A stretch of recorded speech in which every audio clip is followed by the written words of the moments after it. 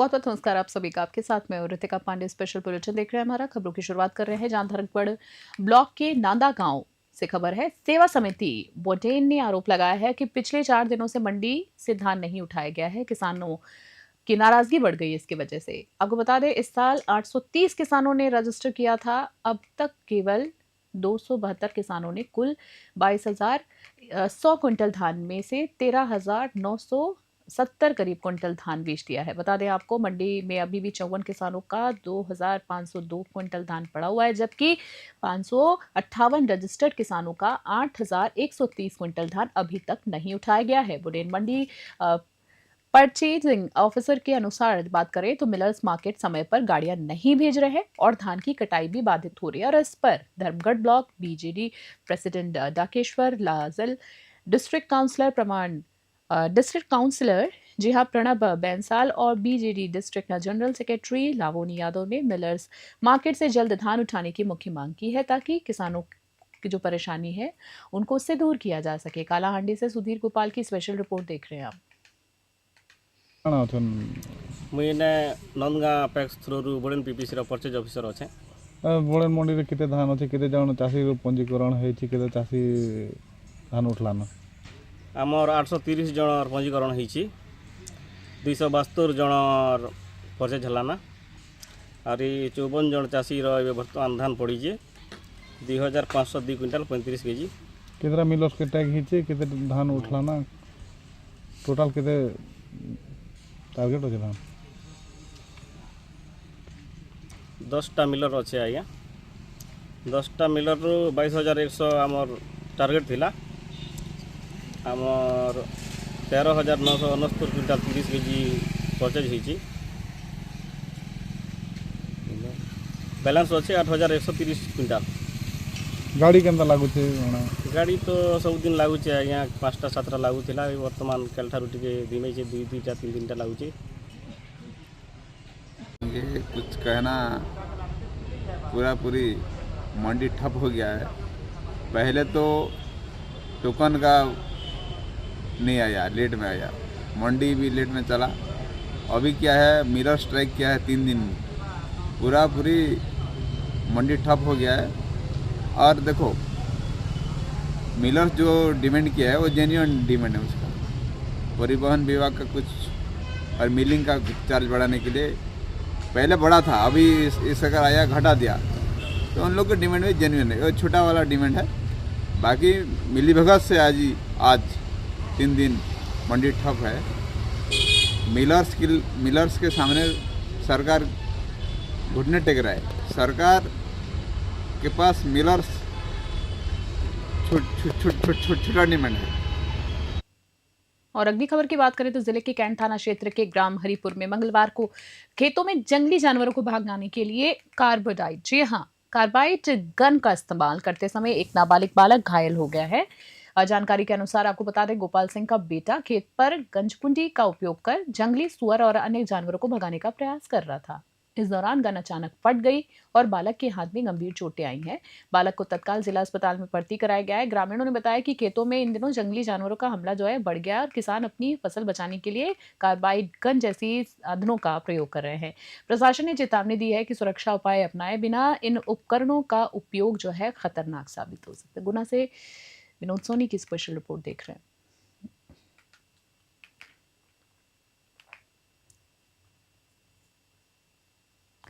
और अगली खबर की बात करें तो Birsinghpur higher secondary road ward number 9 में जन स्वास्थ्य का मामला गंभीर रूप ले चुका है। स्थानीय लोगों ने बताया है कि सप्लाई लाइनों में नाली का दूषित पानी मिल रहा है, जिससे क्षेत्र में हड़कंप मच गया है। साफ तौर पर देख सकते हैं आप विजुअल में।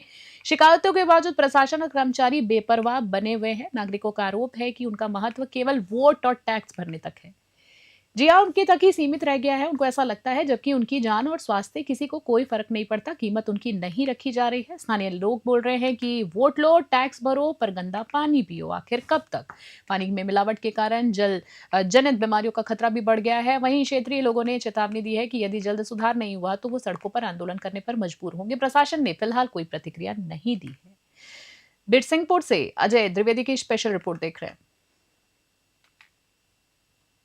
जिले की सकतपुर ग्राम पंचायत की विभिन्न कॉलोनियों के नागरिकों ने आज कलेक्ट्रेट कार्यालय में जमकर नारेबाजी करना शुरू कर दिया और सरपंच के खिलाफ ज्ञापन तक सौंप डाला है। लक्ष्मी नगर, सूर्यांश कॉलोनी, महालक्ष्मी नगर, बालाजी नगर और सरस्वती नगर से आए महिला पुरुषों ने आरोप लगाया है कि सरपंच जो है जगवीर सिंह चौहान ने पिछले 3 वर्षों में किसी भी विकास कार्य से कोई वास्ता ही नहीं रखा है, अमल में ही नहीं लाया है। बता दें आपको, रहवासियों ने बताया है कि कॉलोनियों में नालियां तक नहीं है, रोड पर गंदा पानी भरा रहता है और उनकी समस्याओं पर झूठे आश्वासन दे दिए जाते हैं। उन्होंने कहा है कि उनकी कॉलोनी में 8 दिन से डीपी जली हुई पड़ी हुई है, लेकिन उसे ठीक करने कोई नहीं आया, किसी ने सुध नहीं ली है। बता दें आपको, नागरिकों ने कलेक्टर से उचित कार्रवाई और कॉलोनियों में विकास कार्यों को तुरंत शुरू करने की मांग की और मौके पर बड़ी संख्या में इसको लेकर लोग भी उपस्थित थे और उन्होंने अपनी नाराजगी तक जाहिर की है। गुना से विनोद सोनी की स्पेशल रिपोर्ट। समाजवादी पार्टी के राष्ट्रीय सचिव एडवोकेट शिव सिंह ने प्रदेश और देश में दूषित पेयजल से होने वाली मौतों में फैलती बीमारियों पर सरकार को सीधे तौर पर घेर लिया। उन्होंने कहा है कि हाल में ही इंदौर, गांधीनगर और दिल्ली में दूषित पानी के कारण कई लोग मृत्यु दंड के कगार पर पहुंच गए, जबकि सैकड़ों लोग गंभीर स्थिति में अस्पताल में अभी तक भर्ती हैं। शिव सिंह ने जल जीवन मिशन और अमृत मिशन योजनाओं में विफल करार करते हुए इन योजनाओं को विफल करार करा है और आरोप भी लगाया है कि ये योजनाएं जो हैं जनता को सुरक्षित पानी देने में बिल्कुल नाकाम साबित हुई हैं। उन्होंने कहा है कि हर साल लगभग 4 लाख लोग डायरिया से मरते हैं और करीब 1 करोड़ लोग अन्य जल जनित बीमारियों से भी प्रभावित होते हैं। उन्होंने मंत्री सांसदों पर भी हमला किया है और कहा है कि वे महंगे पानी और शुद्धिकरण मशीनें इस्तेमाल करते हैं, जबकि आम नागरिक दूषित पानी पीने पर सीधे तौर पर मजबूर है। शिव सिंह ने अधिकारियों से कथित लापरवाही और कमीशन से घटिया पाइपलाइन बिछाने की बात भी उजागर की। रीवा से रमेश तिवारी की खास रिपोर्ट। और अगली खबर पे बात करें तो कौमी इंसाफ मोर्चा की ओर से आज आयोजित सभा को संबोधित करते हुए निहंग जत्थेदार बाबा राज सिंह राजा ने कहा है कि ये मोर्चा पिछले 3 वर्षों से लगातार चल रहा है, लेकिन जी हां, आपको बता दें सरकार और प्रशासन ने अभी तक उनकी मांगों को ठोस कार्रवाई उस पर की ही नहीं है। उन्होंने जोर देकर कहा है कि मोर्चा केवल विरोध नहीं है बल्कि इंसाफ की लड़ाई है। सभा का मुख्य उद्देश्य जो है निर्दोष बंदी सिंहों की रिहाई की मांग को दोहराना है। बाबा राज सिंह राजा ने आरोप लगाया है कि कई निर्दोष बंदी सालों से जेल में हैं, जबकि दोषी और अपराधियों को बार बार कानून का लाभ मिलता रहता है। उन्होंने न्याय प्रणाली की कार्य प्रणाली पर सवाल उठाया है और चेतावनी तक दी है कि यदि जल्दी कार्रवाई नहीं हुई तो आंदोलन को और तेज करा जाएगा।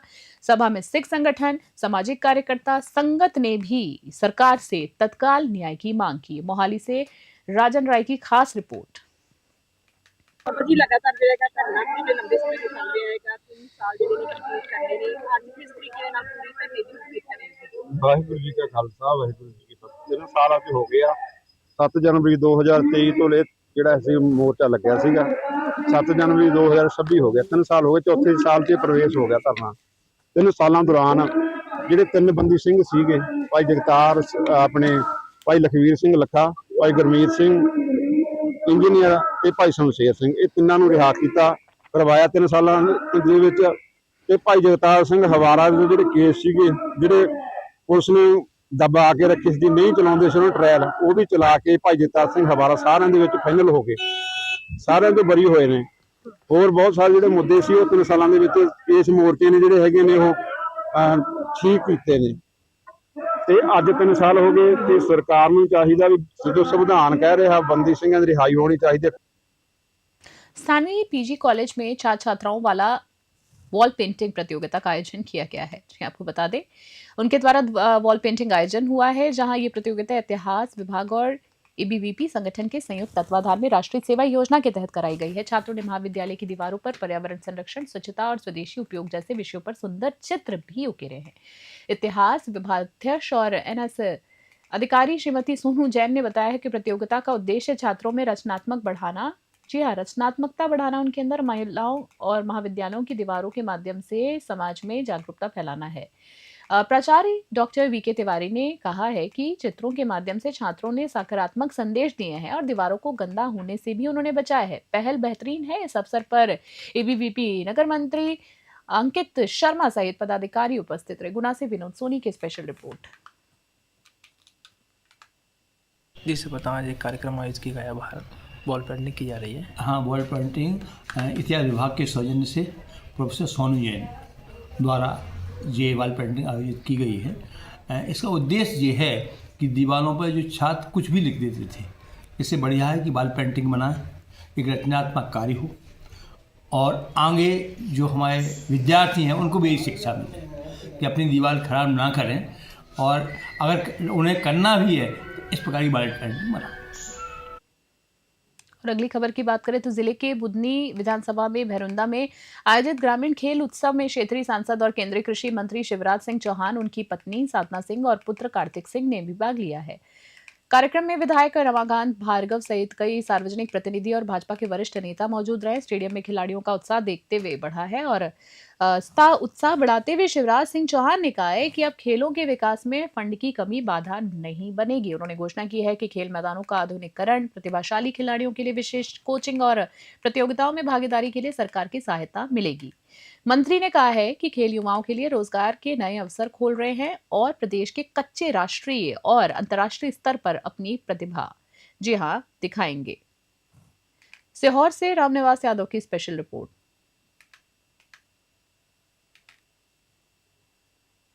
और अगली खबर की बात करें तो जिले के रक्सा कोलमी क्षेत्र में प्रस्तावित ultra super critical thermal power परियोजना में पर्यावरणीय जन सुनवाई शांतिपूर्ण और अनुशासित वातावरण में संपन्न हुई। ये सुनवाई जो है new zone India private limited की परियोजना के लिए मध्य प्रदेश प्रदूषण नियंत्रण बोर्ड शाहडोल के मार्गदर्शन में ग्राम रक्सा के खेल मैदान में आयोजित हुई है। जन सुनवाई में बड़ी संख्या में ग्रामीण, पंचायत प्रतिनिधि, प्रशासनिक अधिकारी और मीडिया मौजूद रहे। ग्राम रक्सा और कोलमी की सरपंचों ने ग्राम सभाओं के समर्थन पत्र सौंपकर परियोजना का समर्थन किया है। ग्रामीणों ने कहा है कि यदि पर्यावरणीय नियमों का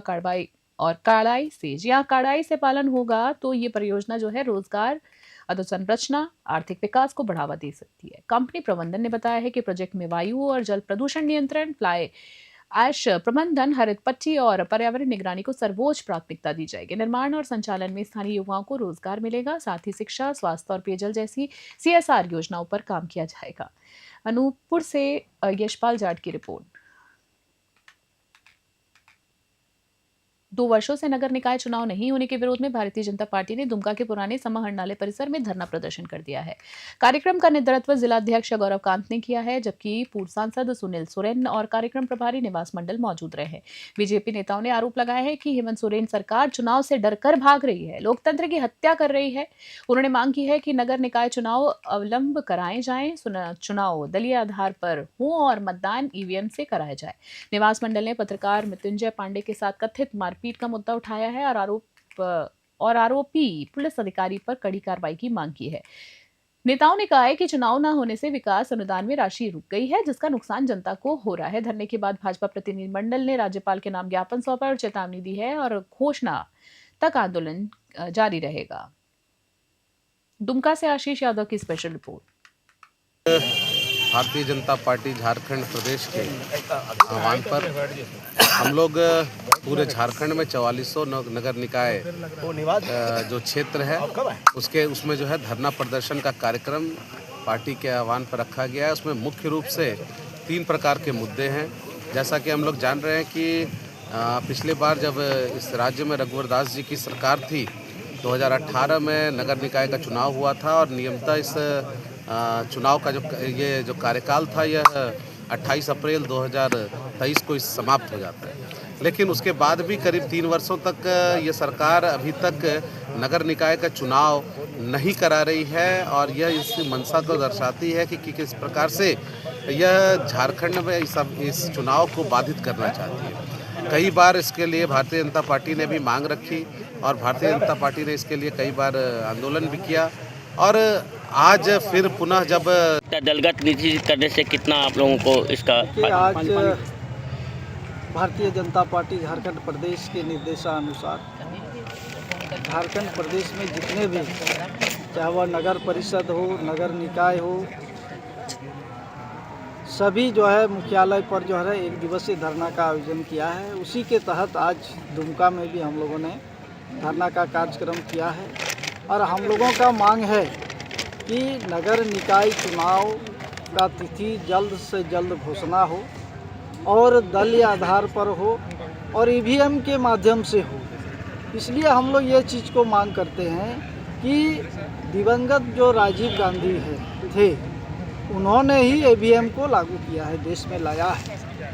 और अभी जो वर्तमान CM है हेमंत सोरेन, वो भी जो चुन के गए हैं EVM के माध्यम से ही चुन के गए हैं। तो मुझे लगता है कि ये लोग को जो है ईवीएम में विश्वास।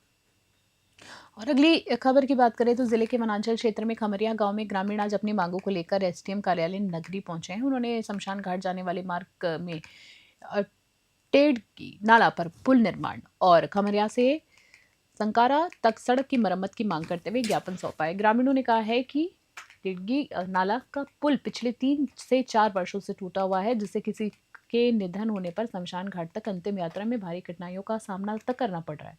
इसके अलावा गांव से संकारा और ब्लॉक जिला मुख्यालय तक जाने वाला एकमात्र मार्ग लंबे समय से जर्जर है, जिस पर सुधार की मांग ग्रामीण लगातार कर रहे हैं। ग्रामीणों ने चेतावनी दी है कि जब तक उनकी मांगें पूरी नहीं होती वे 16 जनवरी से नगरी स्थित धरना स्थल रावट भाटा में अनिश्चितकाल हड़ताल शुरू करेंगे। ग्रामीणों ने इस चेतावनी से प्रशासन के लिए दबाव बढ़ा दिया है। धमतरी से थरुण निषाद की स्पेशल रिपोर्ट।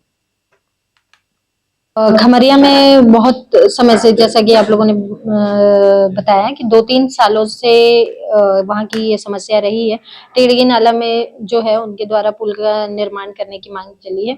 इस संबंध में ऊपर शासन को पत्राचार पहले हुआ है, बट किसी कारणवश ही वहाँ पर फंड्स की अवेलेबिलिटी नहीं होने की वजह से वहाँ पर पुल बनाया जाना मतलब निर्माण नहीं हो पाया है। उसके संबंध में जो ग्रामवासी हैं 16 तारीख से 4 दिवसीय जो है धरना प्रदर्शन करना चाह रहे हैं, जिसमें लगभग 100 की संख्या में लोगों के उपस्थित होने का आवेदन प्रस्तुत किया गया है, जिसके लिए हमारे निर्धारित स्थल रामाभाटा में उनके द्वारा शांतिपूर्ण धरना प्रदर्शन किया जाएगा। इसके संबंध में जानकारी दी गई है और इसके बाद जो उनके द्वारा ज्ञापन सौंपा जाएगा, हम उसको जिला कार्यालय भेजकर वहां से संबोधित जिसके नाम से खास बुलेटिन में इतना ही। बने रहिए न्यूज़ 21। नमस्कार, जय हिंद, जय भारत।